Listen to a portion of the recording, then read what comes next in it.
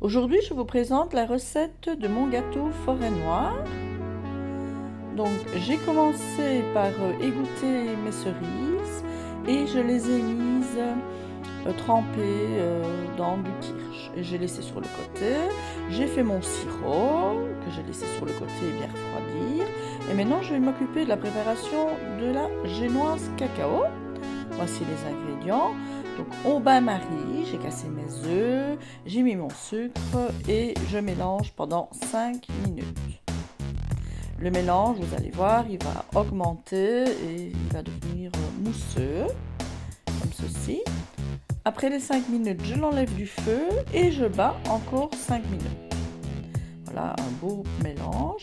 Ensuite, j'ajoute ma farine au tamis ainsi que le cacao amer en poudre. Voilà, je tamise tout et je mélange doucement à la main pour ne pas casser mon beau mélange. Ensuite, j'ajoute le beurre fondu mais refroidi. Voilà, je mélange encore, voilà, je remets mon beurre. Et dans un moule fariné et beurré, je mets ma préparation au four 30 minutes à 180 degrés. Après, on laisse bien refroidir et on commence à couper en trois. Voilà, comme ceci. Je vais battre ma crème fraîche et j'ajoute un peu de sucre dans ma crème fraîche également.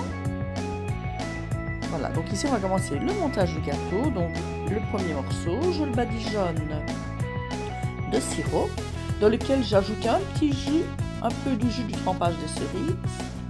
Voilà, je mets ma crème fraîche. J'ajoute des cerises et maintenant je remets la deuxième couche que je vais rebadigeonner de sirop. J'en mets bien partout pour qu'il soit bien imprégné.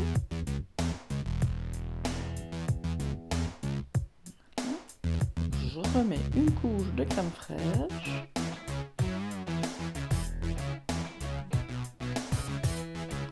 Voilà. J'ajoute de nouveau des cerises et je vais mettre le couvercle du gâteau qu'on m'a dit. Donc ici je racle bien sur le côté ma crème fraîche, le surplus, et alors je poche sur le dessus.